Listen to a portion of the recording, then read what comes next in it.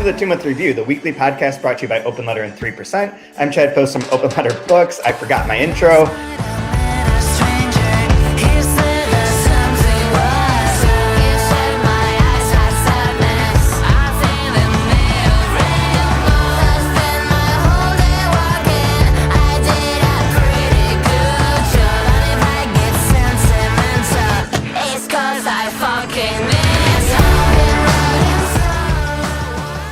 Welcome to the 2-Month Review, the weekly podcast brought to you by Open Letter and 3%. And we should take one giant book, break it down section by section, bit by bit, talk about it, analyze it, have fun, try and make people laugh. And this season we're doing Ardor by Vladimir Nabokov. And I am Chad Post from Open Letter Books, joined as always by Brian Wood, author of Joytime Killbox.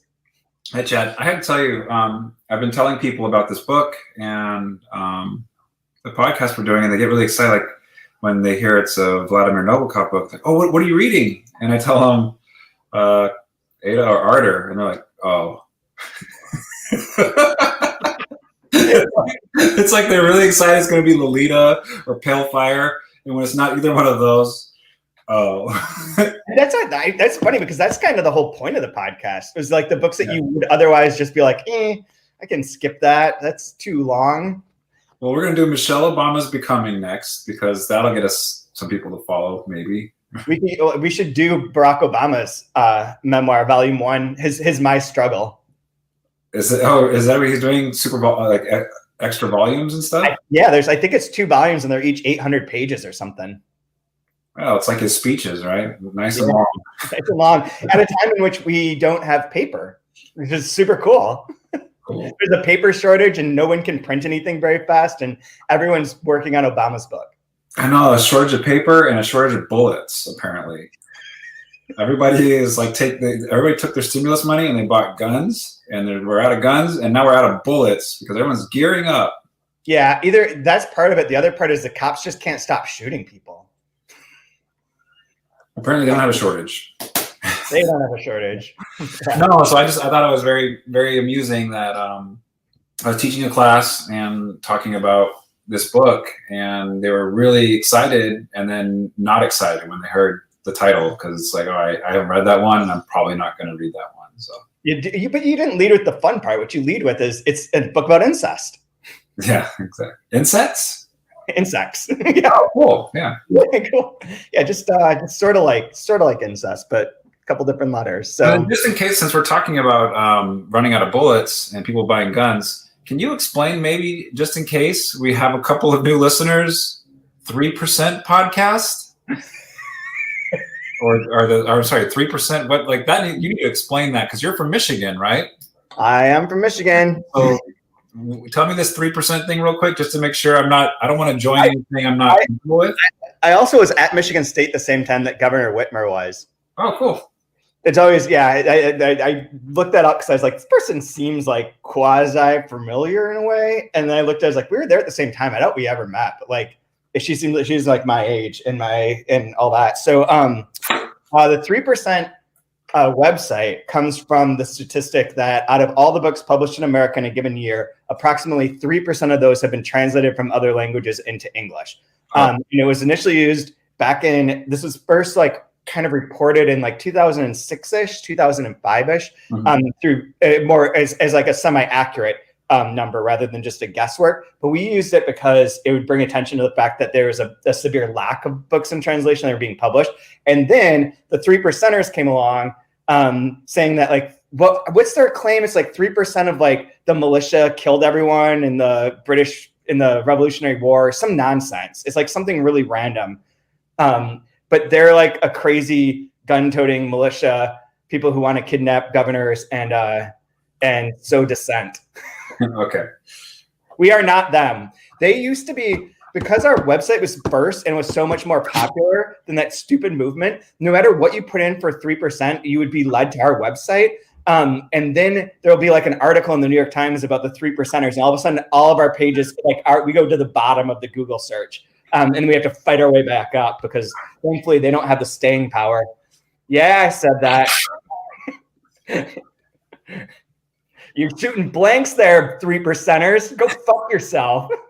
I am next to positive not a single militia member will ever listen to an episode about translated literature or Vladimir Nabokov. Not gonna happen. They're trying to find out about the enemy. Yeah, exactly. We gotta scope this out.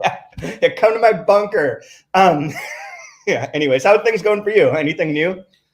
No, nothing new. Just hanging out and not going anywhere, not doing anything, and just eating groceries out of my refrigerator. That's about it. That's the life, man. That's the life, kind of. Yeah. Oh man. So should we get into this? So we left off with the hint that The letter. It was the purloined letter. The purloined letter. Purloined, but yeah, the letter. That Van had received a note in his pocket that it essentially indicated that Ada wasn't being faithful to him. Yeah. And she denies it and is like, whatever. But then the next day, he is approached by Blanche. We'll just take this chapter by chapter, I guess. So the next day, he's approached by Blanche, and she's like, yo, I know you want to bang me. Like, let's get this on. Like, let's screw. Also, Ada's been banging multiple people. Like, she's been all up on Mr. Rack, which was the one that I had guessed at of the music teacher. And then the second one, I had a lot of questions about Mr. Rack. And then she had done it with the guy. I want to say Pete Lapoy, but that's wrong. What's his real name? No. Percy Dupre. Percy Dupre. And that she had banged him too. So he's off to valiantly fight on the front. Yeah, in this mysterious war that's like World War I, something or other. Right? Yeah, that is referenced in here too. There's another. This is jumping way ahead, but one thing that I think is true is that the part where it says that on Terra is 40 years ahead of anti-Terra. However, some of the technologies that have been existing on anti-Terra from that time, but the events are whatever. So I think 1880 in this time would be like 1920 in American history, and then with the technologies from there being present in 1880 in anti-Terra, which is what explains like telephones, cars. Yeah. And Demon makes a comment about the stock market booming. Yes. Oh, that makes sense then. Like 20, and World War I would be the war, and it even references like, well, on Terra, like their continents are all uglily drawn, whereas anti-Terra is like much easier to picture, which I thought was super funny. But yeah, so he's the Percy Dupre. It's gone off to like fight in the war. Probably going to get killed. Does get killed. Spoiler. But Van's pissed. Yeah, and then it's kind of. I don't know. I thought it was very funny, like all of the pistol dueling, and like he's like dueling the wrong person. That's my favorite thing. And we can get in a second. But then he has this revenge plot of like, so he's gonna duel the person that has nothing to do with any of it, and then the two people that he wants to actually, fight for honor, they both die just like life. He doesn't get to do anything. He's a complete failure, like an absolute comical failure in this section. Absolutely, yeah. Percy Dupre dies before he even finds out what his address is. And Mr. Rack, he finally finds him. Well, to go through the plot really quickly, then. So Van leaves off from Ada and leaves Artis and is like, "No, I'm done with you." But before that, he doesn't. Blanche throws herself at him, and he does not. He doesn't. He's not seduced. Yeah. He's too heartbroken or shattered, or all of the above from the knowledge that Ada is not only for him. And and this is like a perfect male hypocrisy scene too, in which he's like, it's not cool that Ada is not faithful to me. And then the way that he tries to get to his rivals is by banging her friend to get that information about her brother who's already dead. But yeah, it's it is very clear the male sexual hypocrisy of that stuff right there. Yeah. It is great. Yeah, and so he goes to the weird little town where the Professor Rack or whatever he is, Mr. Rack, these names are wild. They're more wild the more you say them.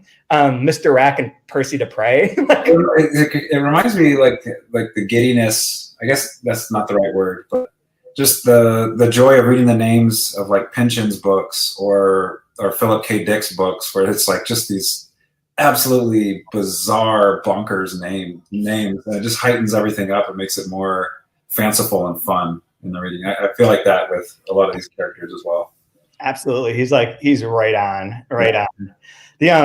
So he goes to this town as he's getting off the train where he meets Cordelia, he bumps into like a colonel and is like fucking punches him and like jacks a different servant in the back, and the guy like slaps and is like then they declare that they're going to have a duel. They go to fight the duel. He gets his seconds, whatever, and he immediately gets shot in the side. And they take him to the hospital, and that is where, when he's in the hospital, both like trying to mac on the one nurse, with which we can make jokes about in a minute, but then also then he finds out that that's where Mr. Rack is. That Rack's in the hospital because he's sick and dying and doesn't have long for the world. So then he goes and reads what I believe to be one of the greatest like existential threatening speeches in literature. I kind of want to read the whole thing. Someone did mention that one other clue is that in the dinner with Damon and Marina, Damon asked Ada if she wants to be a piano player because he found a handkerchief of Ada's on the piano. Mm-hmm. And that's a hint as well. So there have been like little hints in here. I forget what it was when we first said it, but it was like the apple that he was using and like something else. It seemed like he could be like the affair that she was having, because it referenced that she had a lover that smoked a lot. But yeah, I love that speech that he gives. It's like a Stanley Elkin speech in a way. There's that, and then the other fantastic, again, the humor was so fantastic in this section. When he's writing the death letters, he's gonna keep in case he gets killed. The 2 letters. I seduced your daughter. They're so good. We gotta find that first one. And then we should read both of them. And then and I love when he does get shot, and then like the taxi driver goes to get the letter. He's like, "Rip it up, you idiot!" Take the letter. What are you doing? It's still alive.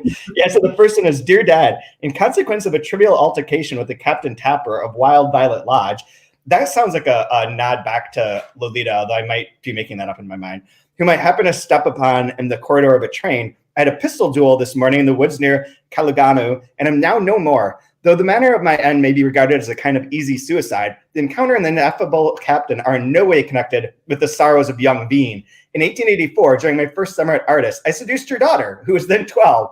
Our torrid affair lasted until my return to River Lane. It was resumed last June, 4 years later. That happiness has been the greatest event in my life, and I have no regrets. Yesterday, though, I discovered she had been unfaithful to me, so we parted.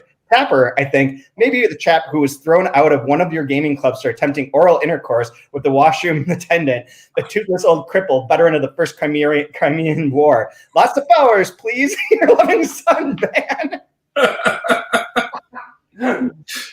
So he rereads that, decides to tear it up, and so he puts this in his pocket instead. And this is on 309. "Dad, I had a trivial quarrel with a stranger whose face I slapped and who killed me in a duel near Kulgano. Sorry."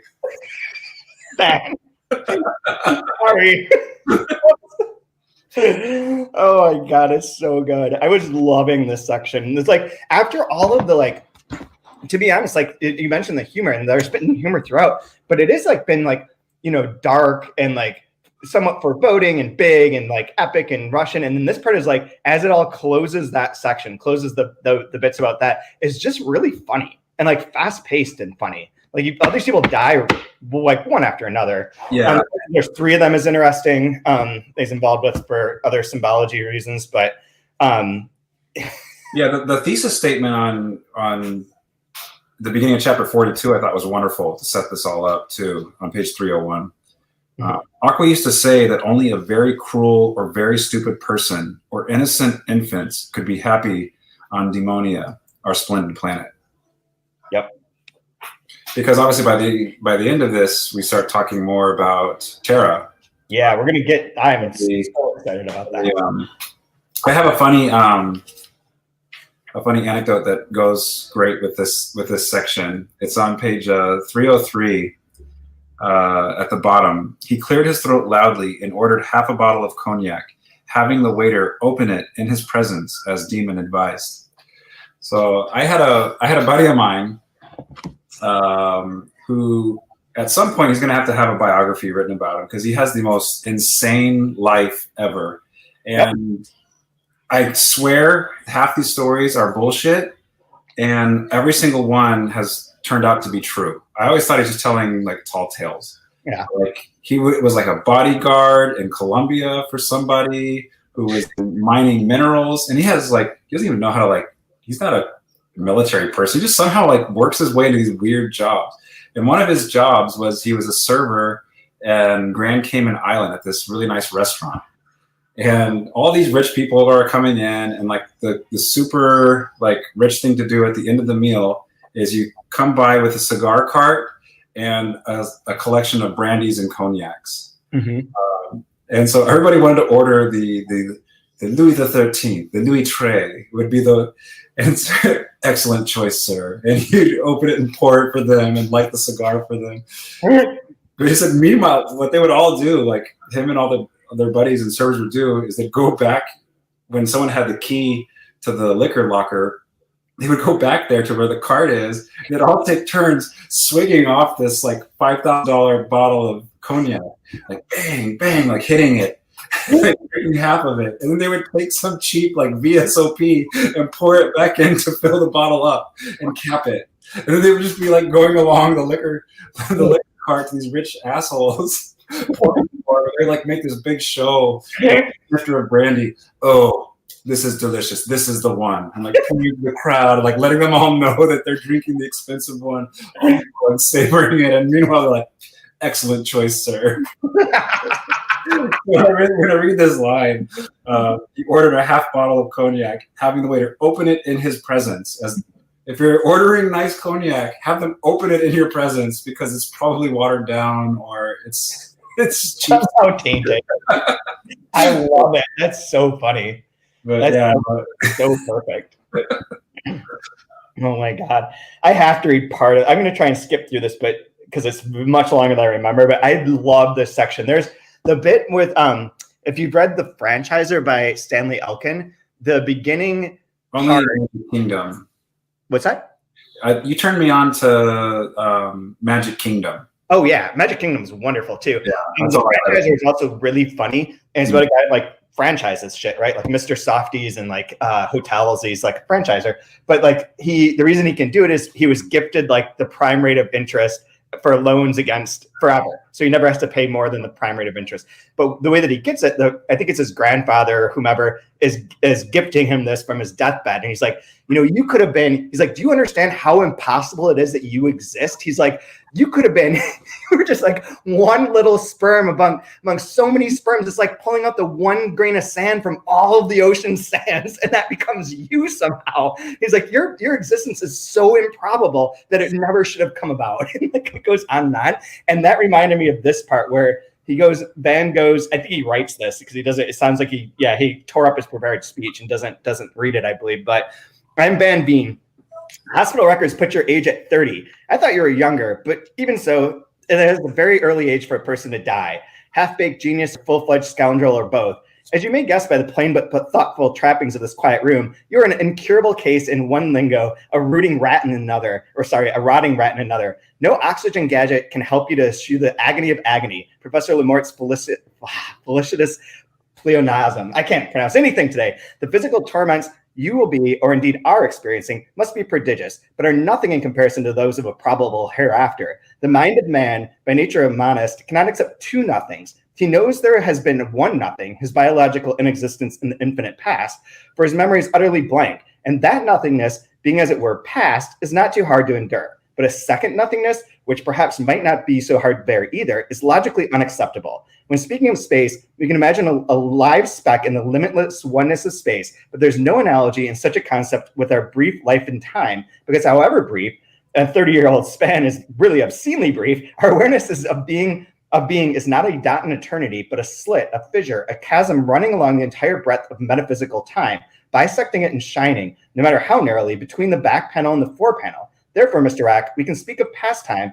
and in a bigger, more familiar sense, of future time, but we cannot simply expect a second nothing, a second void, a second blank. Oblivion is a one-night performance. We have been to it once, there will be no repeat. We must face, therefore, the possibility of some prolonged form of disorganized consciousness. And this brings me to my main point, Mr. Rack. Eternal Rack, infinite Rackness, may not be much, but one thing is certain. The only consciousness that persists in the hereafter is the consciousness of pain. The little rack of today is the infinite rack of tomorrow. We can imagine, I think we should imagine, tiny clusters of particles still retaining Rack's personality, gathering here and there in the here and thereafter, clinging to each other somehow, somewhere, a web of Rack's toothaches here, a bundle of Rack's nightmares there, rather like tiny groups of obscure refugees from some obliterated country huddling together for a little smelly warmth, for dingy charities or shared recollections of nameless tortures in Tartar camps.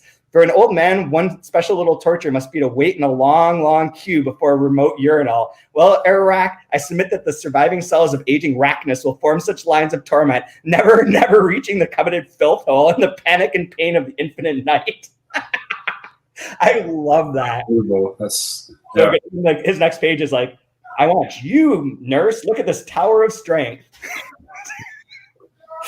Like metaphysics to eroticism.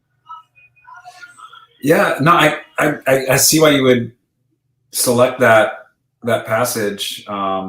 It's very reminiscent of some of our favorite stuff we read from Rodrigo, where he takes like a theme and starts finding ways of twisting it and contorting it and returning to it like a coda over and over. It's a very brilliant, smart, funny. It's very impressive. So fun. So then he dies. And then Percy the Prey dies, and Van is freed. He did it. Kind of. He did nothing. All he did was get shot. All he did was get shot. Like, again, like what a fool he! Like he's so brilliant, but he's a fool, right?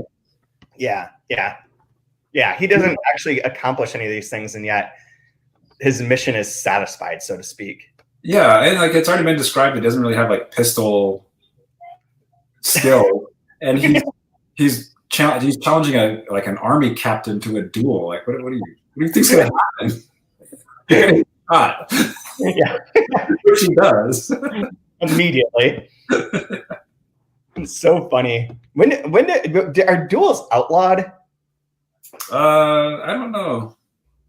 I always remember like this would have been when I was in college. It was like in the early 2000s.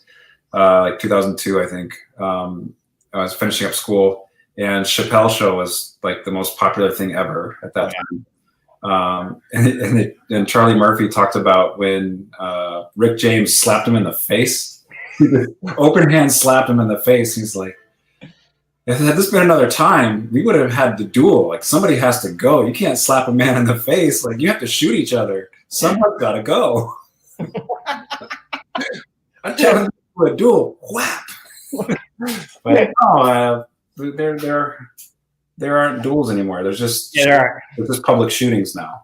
Public shootings and also like Twitter flame wars. Yeah, that's the duel of the future. Yeah, it's almost like you get assassinated, like you assassinate someone's public persona or something. More so, with their body. But, essentially that is true. That's not. It doesn't. That rings pretty true, actually. The other part that I really dug was how many canes he has, and his obsession with having a cane. Which I guess canes like a dandy of sorts, right? I mean, yeah. But I love it. I just kept thinking about like having a cane and being able to like just walk up and like smack someone with the cane if you need to, or like poke them. Canes seem like good weapons to just have around. Like, what was that great line that Demon has when he finds out he's having relations with Percy's cousin?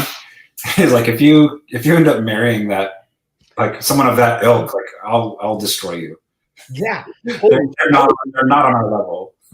No, that was really intense. So yeah, there's let's end. That's on the in the second part, in part 2.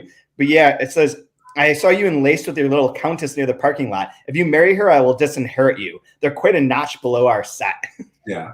So yeah, so like the caste system. So he does hang out with Cordula in her Manhattan flat for a while, and he leaves pregnant with the idea for this book that he's going to write, is what that is. But I was looking up something else, I forget what, and I found that the reference in there is to Madame Bovary, that it starts with a reference to Anna Karenina, and Madame Bovary has this line. So it ends this part with a reference to that, as if it's going from one sort of world master of literature to another. And I forget what the line is I'd have to find it again, but I forget the line is from Madame Bovary, but it's supposed to echo that.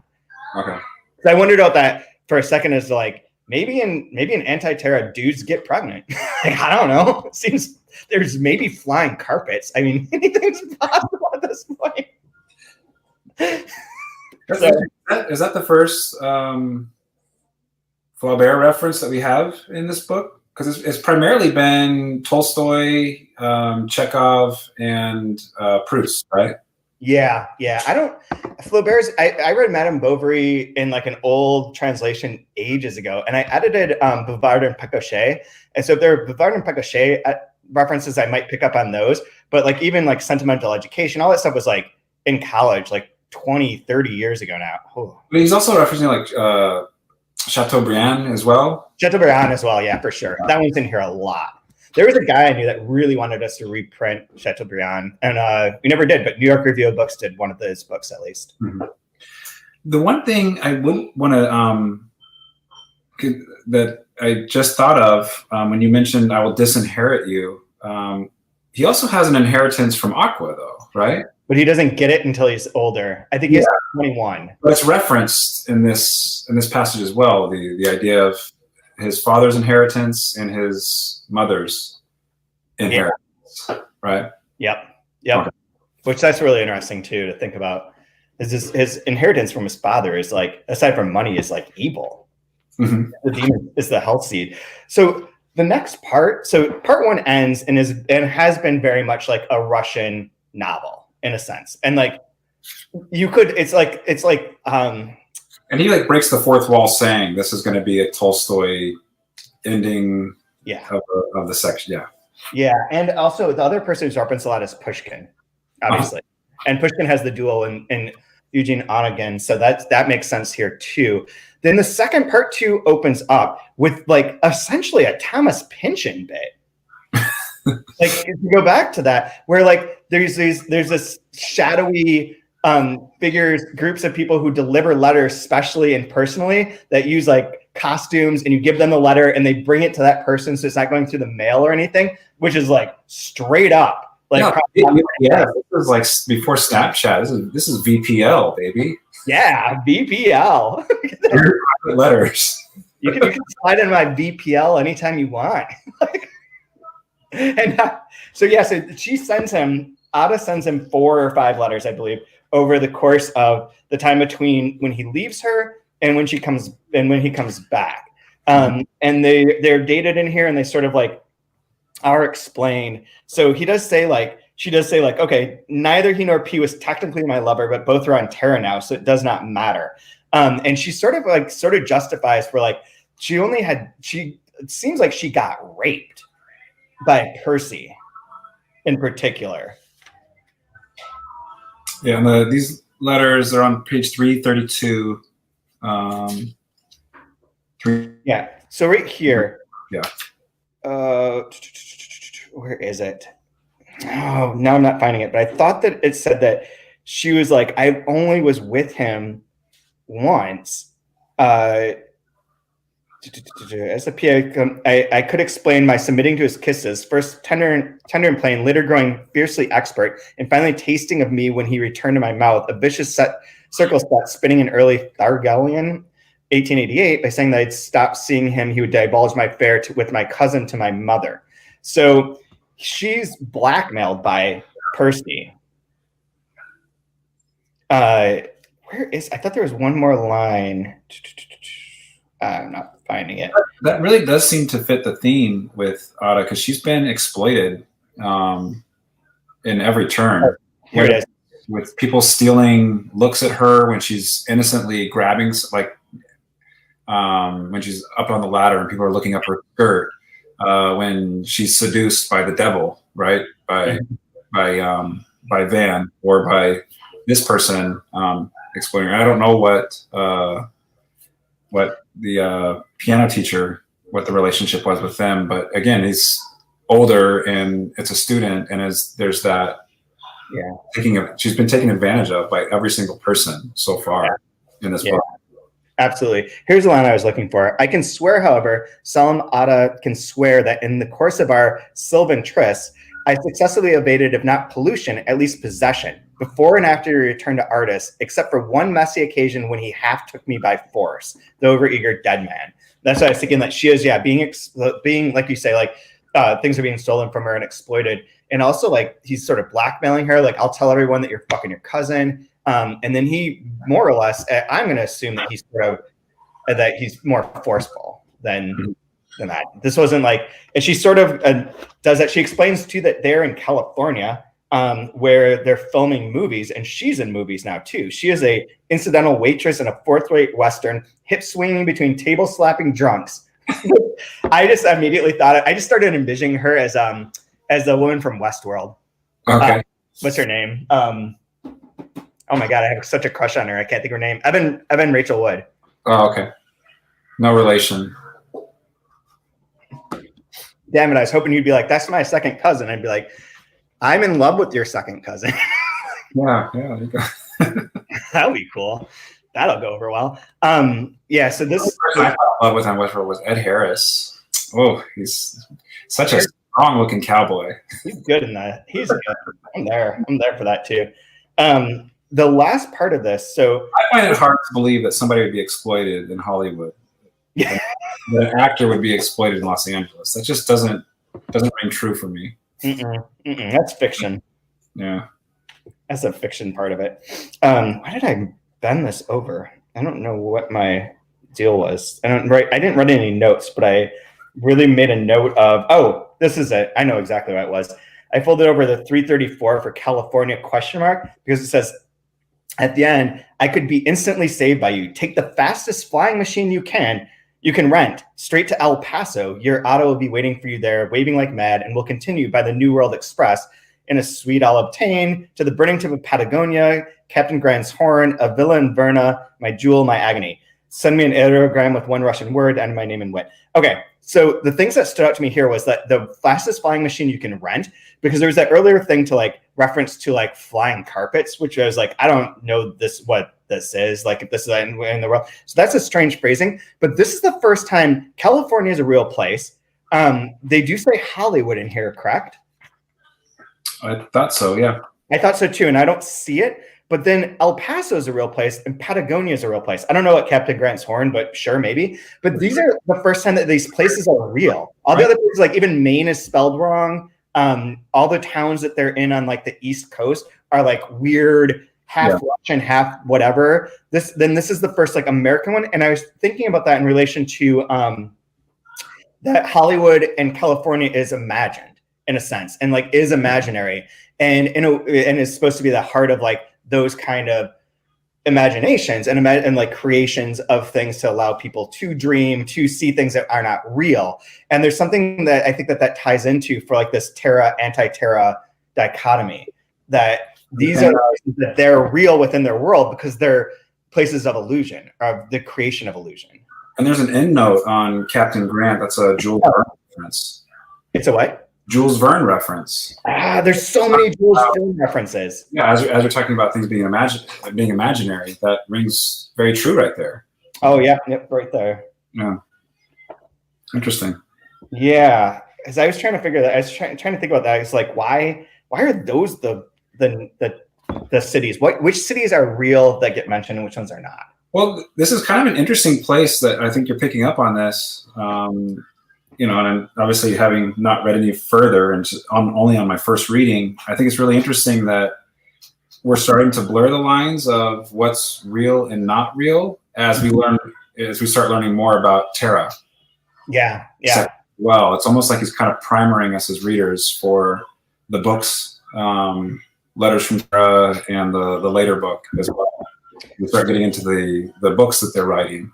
It's interesting that they're starting to kind of reference more real, grounded, real places that we know. Yeah, exactly. Yeah. Even like, where does he meet his dad? Where they keep getting Goodson Airport. That's not real. Or maybe that's real. I don't know. Whatever. But yeah, so he gets all those letters. He thinks that there's a lot more. And then we only had this, he's looking back and being like, it's crazy. There's only 5. And like a 6th one that he remembers that got destroyed or whatever. But like that in his mind, there were like dozens of these letters. Which is another idea of like time coming up here, because time's starting to play like a central role. Like the reason I really wanted to mention to that the existential sort of threat against Rack is that we know from Rodrigo and from like just general that Van has an obsession with time and like has a theory about time, and that time was all what that theory was. The idea that like you could look to the past and be like, there was a nothing, there was a, that's in the past because I didn't exist yet. But once I started existing, there can't be another one of those. Yeah. That's not fair, essentially, or that's not comprehensible. That like and time goes by forever. This little gem from 337 at the end. Many years later, when working on his Texture of Time, Van found in that phenomenon additional proof of real times being connected with the interval between events, not with their passage, not with their bending, not with their shading the gap wherein the pure and impenetrable texture of time transpires. I marked that too as like, I think that's really interesting, and I'm not sure I understand it. Me neither. Okay. He told himself he would be firm and suffer in silence. I assume that's obviously talking about not being able to be with Ada and willing to wait it out until basically everybody dies and they can be together, which would be 40, 50 years, or however long amount of time. But this strange notion of like courtly love. That is this essentially, let's try and break this down for a second. Okay, so later he's going to write this book, Texture of Time. He finds that in that phenomenon, whatever phenomenon that is, who cares, additional proof of real time being connected with the interval between events, not with their passage. So essentially, time is the gap between the things that are real. The waiting. The waiting is the real time, but the event that's happening happens outside of time, perhaps. Okay. Ooh, anyone who's listening to this that's read this and knows what the real answer is, like, I know I sound like a moron, but we're just going to go with this. Not with their blending, not with their shading the gap wherein the pure and impenetrable texture transpires. Yeah, so like essentially, it seems to me like what it's saying is that the events are the thing, and the time is the passage between those events, almost like a necklace, like a pearl necklace, but the pearl being the events and the time being the string in between them, rather than the passage of those events. Or the thinking of it. I don't know. I think time's going to get real, like Quentin Compson soon. I want to break down that is though the dying duelist dies a happier man than his live foe ever will be. Right? Because if the real thing happens in between the events, like you have to suffer, you have to wait out this terrible like boredom, loneliness, agony, anguish, whatever those feelings are all in between the moments of ecstasy, because those are fleeting and they're gone. And the thing that lasts and is there is what's in between. Or is it saying that those events take place outside of time, in the sense that if you die during a duel, that is just the end, that's the time. There's no more time going on. Sure. I don't know. I know people are going to be laughing at this, which fine, whatever. Have fun. So he gets those letters. You ever watched True Detective? Oh yeah. This sounds like something that Matthew McConaughey would be like, tapping his cigarette into a cut up beer tall boy talking about time, the texture of time. I can't do a Matthew McConaughey voice, but it's a flat circle. Yep. Let's have a big hug mug. That season was super fun. Yeah. That was super fun. So when they get into the books, this has to be the absolute greatest blurb ever. And I really, really, really, if they still put blurbs on the covers of books, I want this on my next book. It's on page 338. It's a nice little book! Exclamation point. That's Ada's note. Yep. I disagree. It's a nice little book. I might even add, I disagree. For the book, I disagree. It's a nice little book. Oh my God. How great that would look on the cover of a book. It says, I disagree. It's a nice little book. So funny. So I think funny. a publisher would ever let that fly, but man, that would be so cool. I have a Ishmael Reed book that just has all the anti-Ishmael Reed quotes on it. Well, that's Ishmael Reed. I mean, come on. Yeah. That's cool. That totally works. Yeah, But it's true. that's my when we pick favorite lines. That's my favorite line of this. Oh yeah. I disagree. It's a nice little book. So good. So this is his book called Letters from Terra, which is, I don't know. So it's a fiction book. Wait, I got to read. No, I'll save that for later. It's a philosophical novel. It's a philosophical novel about Terra, and we get a little bit more information about Terra. So Terra being, I've been told that everyone disagrees. This is a nice little podcast. Perfect.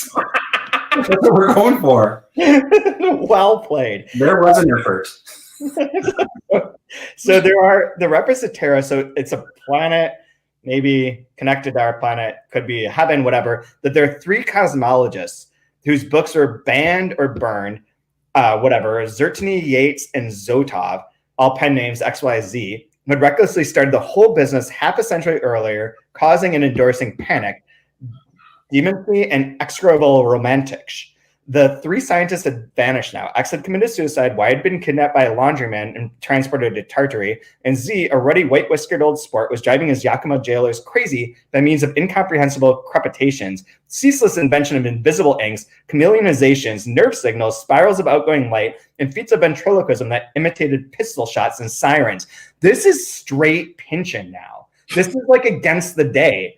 Dealing with like these kind of ideas. It's wild. Like I would never thought I would say that, because there's 2 vastly different approaches to literature. One that's like takes it seriously but has fun, and the other one that's like the seriousness is in the fun, or is in the ideas. But like this is just you could lift this and put this in against the idea of it and the sort of like joke of it, and it would totally fit. Now you've read more Nabokov than I have. Is this unlike anything he's done before? This kind of tone and style? The only thing that would be sort of close in a way might be the 2 political books, Invitation of Beheading and Ben Sinister, where they're also like alternate realities. Yeah. So there's a little bit like Ben Sinister has some funny ass shit in it, like really funny, like mocking of bureaucracy. And it's basically like Idiocracy in book form from 40 years ago, right? Like it's about like a guy that's so dumb that takes over as like president or ruler of this country, and people just go along because they're like, yeah, you're a good guy, man. You got it. Like we're all dumb. It's okay to be dumb. Being smart is bad. But so it has a little bit of it in there. But like I don't know. There's like the jokes and the fun stuff that he has in other books doesn't have this sort of thing. It's not like sci-fi invented. It's usually funny because of like the situation or like the characters' foibles, right? Or like the characters' like unreliability or like way to like explain themselves. And by explaining themselves, it's funny because they're not just saying like, I want to bang a 12-year-old. Sure. I'm sure we can get into it probably maybe on the last episode or close to the last episode after we've gone through the whole thing. But I'm really curious the time and the place when Nabokov wrote this and how it informed some of the choices he's making and going in the direction he's going. Because to me, it feels like really wild and far out and free, more so than some of the like strict gamesmanship that he has, like the structure and the box that he plays inside of in some of his other works. I feel like this one seems just very expansive and wild and crazy and open. Yeah. I'm wondering if it's because of the time and the place of his career when he wrote it. The 1960s were a really good drug, man. That's true. Another health throwback. And I'm just wondering, with him being wealthy and he could do what he wanted, right? If this is maybe something he always kind of wanted to do and never had maybe the freedom to do it necessarily. I've been avoiding like reading anything about this book for the sheer reason that I want to experience. All I read was the New York Times review from 1969 or whatever. It's the only thing I've read on it. And when he like replied and was like, or that was when he replied to that Rodrigo told us, where he's like, you didn't realize that these people are evil. I don't know if that's the one or not, but I don't remember either. It's a very short review. Not very yeah. Oh yeah, that's right. That's right. I think I've read that too. But I know that there's 2 books that he was working on and they became this. Yeah. And then I do have a book by, I don't know where it is. The woman who wrote Reading Lolita in Tehran. Okay. Easier, I think that's right. And it was her dissertation in Iran on Nabokov. And so she goes through a number of the books, and I've read everything up to the Lolita section. And there's like Lolita and then Ardor. And I think that she might have some information in there too that will be useful. I would love to have her come on here if I could figure out how to get a hold of her. And I want to read that last section of her book before we do our final episode. Well, it'll be a fun final episode, because we can actually start looking at some of the academic essays and some of the critique of the book. It'll be really cool to see everything we got wrong. Maybe we should do a bonus episode that's just that. Yeah, I definitely want to. That would be cool. So he writes this novel. We'll start with the novel. One thing I'm going to ask you, because I figured it out. So he this Teresa Madden. So Teresa is from Terra. She's sending messages to a scientist. His anagram, the scientist's name, his anagram-looking name, Sig Lemansky. Any guesses? Had been partly derived from that of Aqua's Last Doctor. Was it 340 or 341? Where is that at? 340. Top of 340. Top of 340. Sig Lemansky. I did not look into that. I'm looking at it right now. I can't. It's a hard one, maybe. Okay. There is a reference somewhere. Okay, I think it's in the notes. Let me see if I'm right. It says Sig Lemansky, anagram of the name of a waggish British novelist, keenly interested in physics fiction. Physics fiction. British novelist, Sig Lemansky. Nah. Kingsley Amis. Oh my God. Okay. Yeah. Okay. Which, interesting segue, has been reprinted by New York Review of Books, who also is reprinting JR by William Gaddis, which is the next book for the 2-month review. Boom! That's how you podcast. Nice to you. And according to one of the listeners, this was intentionally the Kingsley Amis is referenced here because of Kingsley Amis's dismissal of Lolita in a review. So all fun stuff. So this Terra anti-Terra thing, I'm just going to read this one paragraph because it sort of explains. So Teresa is on Terra sending messages to Sig. After beaming to Sig a dozen communications from her planet, Teresa flies over to him, and he, in his laboratory, has to place her on a slide under a powerful microscope in order to make out the tiny, though otherwise perfect shape of his Minikin sweetheart, a graceful microorganism extending transparent appendages toward his huge humid eye. Alas, the Restobulus testicle, never to be confused with testiculus orchid, with Teresa swimming inside like a micro mermaid, is accidentally thrown away by Professor Layman's, he had trimmed his name by that time, assistant, Flora, initially an ivory-pale, dark-haired Funis beauty, whom the author transformed just in time into a third bromidic dummy with a dun bun. That's what I'm saying. Like, this is like unlike anything I've ever read from him. Yeah, it's like speculative sci-fi type of thing. I mean, even like the references inside it are sci-fi in that way. Yeah, and part 2 to me is such a shift from this kind of like Eden-esque, gardens and high tea kind of that world, and then we're switching to this. I don't know. The sci-fi elements are really pushed in part 2 so far. Yeah, especially now. Like the part 2's got me really excited because it's like dove right into this like weird Pynchonian world, which I dig. It's entered the atomic age, if that makes sense. That totally makes sense. And Professor Layman equals layman, which is to sort of diss on that. This is the other thing that's in here. So on Terra, Teresa had been a roving reporter for an American magazine, thus giving Van the opportunity to describe the sibling planet's political aspect. This aspect gave him the least trouble, presenting it as it did a mosaic of painstakingly collated notes from his own reports on the transcendental delirium of his patients. Its acoustics were poor, proper names often came out garbled, a chaotic calendar messed up the order of events, but on the whole, the colored dots did form a geomantic picture of sorts. As early experimenters had conjectured, our annals lagged by about half a century behind Terra's along the bridges of time, but overtook some of its underwater currents. That's where I was getting that from, of like that there's a gap in time. And so reframing this, Van did his master's degree or doctorate on crazy people that believed in Terra and were giving him like information, which he then isn't sure that Terra is real or not, and creates a sci-fi philosophical novel in which there's a character from Terra who is in love with beaming messages to the scientist, who then takes and can explain like what's going on in Terra. Yeah. I fucking love this. I also believe that there should be a new, I want to start a change.org thing. What do you call those? Petitions? Where I want the Maryland Terrapins to become the Maryland Terrapists.